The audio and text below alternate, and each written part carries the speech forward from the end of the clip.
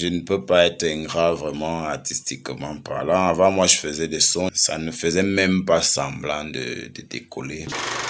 On me donne même aussi quelque chose parce qu'avant moi je vois que je faisais la musique, non seulement c'était une passion mais je n'avais jamais vraiment eu une certaine reconnaissance parce que moi je sors du rap et je viens intégrer un mouvement qui est déjà là et qui a déjà ses ténors et tout. Le mbolé à ce niveau là est déjà un peu dénaturé parce qu'il n'y a pas vraiment la solidarité qu'on crie partout dans les chansons, tu vois un peu.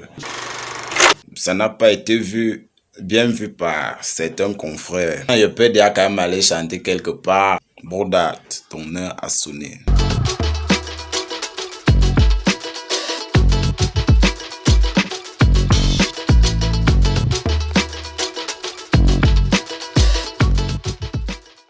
Hey yo, Brodat, salut. Ici l'artiste KDN pour votre bon plaisir, voilà. Je suis ravi de faire partie des vôtres et de participer à l'émission. Moi j'ai donc versé dedans, donc s'il y a des mécontents, à vous tous j'ai dit il a. Les gars me trouvent bizarre, ils disent que moi je fume loupé. Allez donc dire à Boza que c'est moi qui ai allumé. Vous avez longtemps plané, donc je vous ramène sur terre. Avec un bon son, tu crois tout droit sorti du tête. À savoir qui est KDN. KDN c'est un artiste, auteur, compositeur et un fervent défenseur de la musique mbolé actuellement. KDN, c'est-à-dire quoi de neuf, tu n'ignores rien. Je n'ai pas eu des remarques déplacées par rapport à mon changement de style. En plus, la musique, moi, je la fais telle qu'elle vient. Je peux partir du hip-hop au R&B, du R&B au mbolé, faire même le ndombolo. Du moment où une musique me parle, moi, je me lance. Donc, je n'ai pas trop besoin des avis des gens. Les fans respectent aussi mes choix, pourvu que ce que je fais soit bon. Qu'est-ce qui m'a poussé à faire le mbolé? Je ne peux pas être ingrat vraiment artistiquement parlant. Avant moi je faisais des sons, ça ne faisait même pas semblant de décoller. J'étais connu dans le milieu, mais maintenant là ce n'est plus seulement le milieu.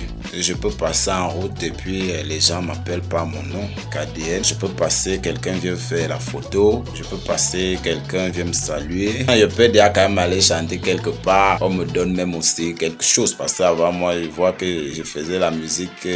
Non seulement c'était une passion, mais je n'avais jamais vraiment eu une certaine reconnaissance dans la musique que je faisais. Ce qui m'a poussé à faire le mbolé, c'est la chanson Détecteur de guerre de Petit Beaux-Arts et Petit Virus. Au départ, j'étais un peu sceptique, c'était pas mon univers à moi, mais Lexus DJ, je le fréquentais déjà et il était déjà fan de mon timbre vocal. C'est lui qui m'a proposé de faire du mbolé. Quand j'ai écouté Détecteur de guerre de Petit Beaux-Arts, j'ai compris que le mbolé c'était un autre monde. C'est le virage du style, la meilleure musique.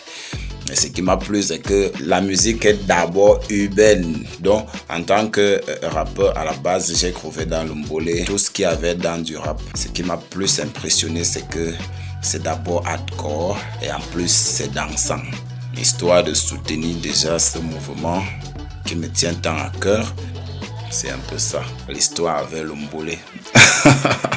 Il y a une question qui reste en suspens, à savoir si je trouve mon compte là-dedans. Au départ, je dépensais beaucoup. Tu n'as pas d'équipe, tu n'as rien. Et tu t'auto-produis, c'était pas facile. Mais avec le mbolé, quand même, la gare. Il y a déjà dans la reconnaissance que beaucoup de gars m'ont connu grâce au mbolé. À partir de la première collaboration que j'ai faite avec Lexus et Paco Junior, Paco Aristide, Zomadre la légende, sur la chanson Coronavirus. C'est sur cette chanson-là que tout a été scellé. C'est là où j'ai eu le respect des gars du mbolé. Parlant maintenant du mouvement mbolé, le mbolé c'est un mouvement d'ensemble. La solidarité, à la base c'est ça. À la base, c'est vrai que maintenant on fait face à certaines... on appelle ça l'égocentrisme. Il y a des gens qui veulent évoluer seuls et qui ne veulent pas soutenir les autres. Donc c'est un peu ça. Le mbolé à ce niveau-là est déjà un peu dénaturé parce qu'il n'y a pas vraiment la solidarité qu'on crie partout dans les chansons, tu vois un peu. Et c'est déjà devenu un peu le chacun pour soi. Mais sinon, le mbolé c'est l'avenir de la musique urbaine. Je le dis et je pèse mes mots. Bon, parlant de l'avenir du mbolé, il faut juste que le mbolé s'ouvre au monde. C'est tout. Mais sinon, c'est une musique qui va perdurer, qui va durer dans le temps.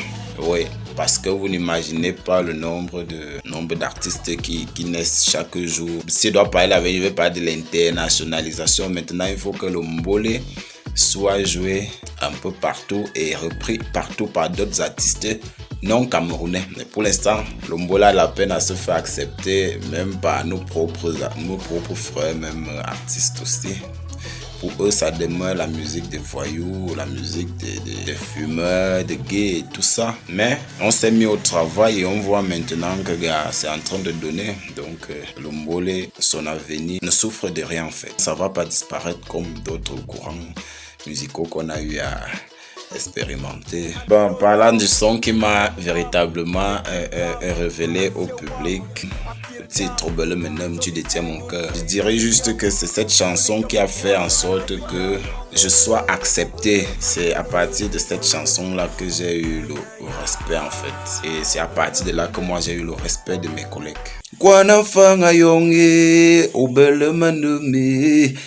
Voilà, c'est un peu ça.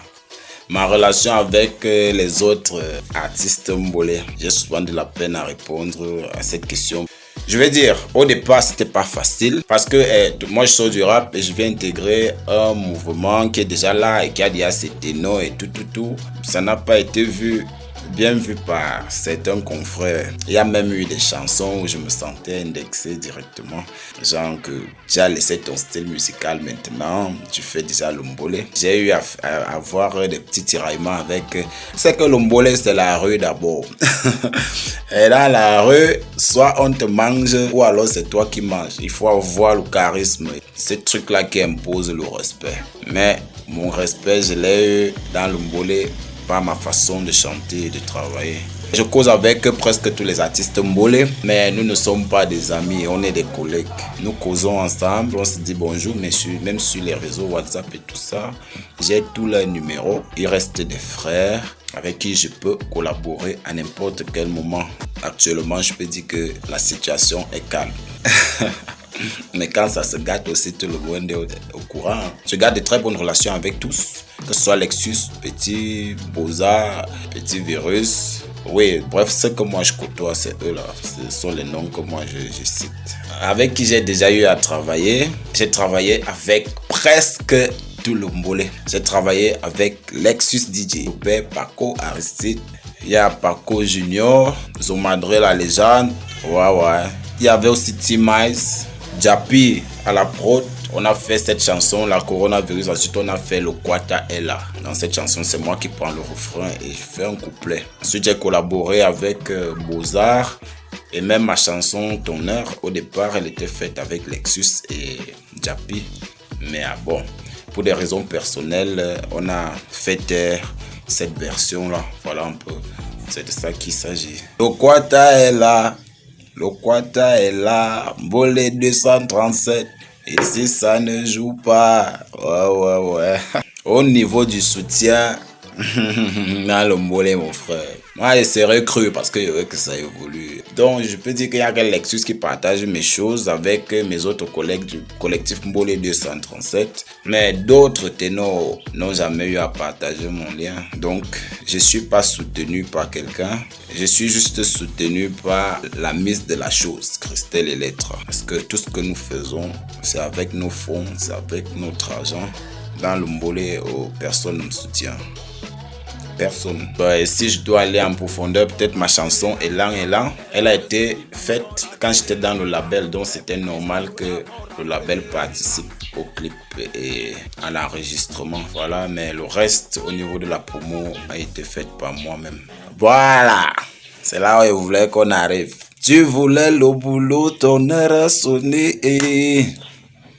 Aïe, oh. Comme on le dit souvent, c'est la rencontre entre l'espoir et le désespoir en fait. C'est dans la chanson Ton heure a sonné. C'est pour dire que gars, quand tu pries là, tout ce que tu fais, tes efforts que tu fournis là, un jour, ton heure aussi va sonner et toi aussi tu pourras sourire.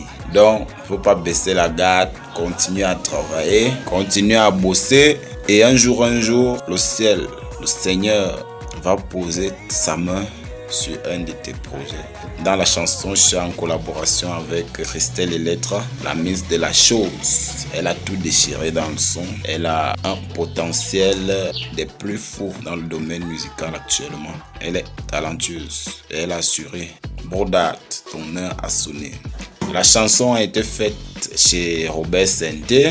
Ils sont tellement nombreux, je ne peux pas les citer tous.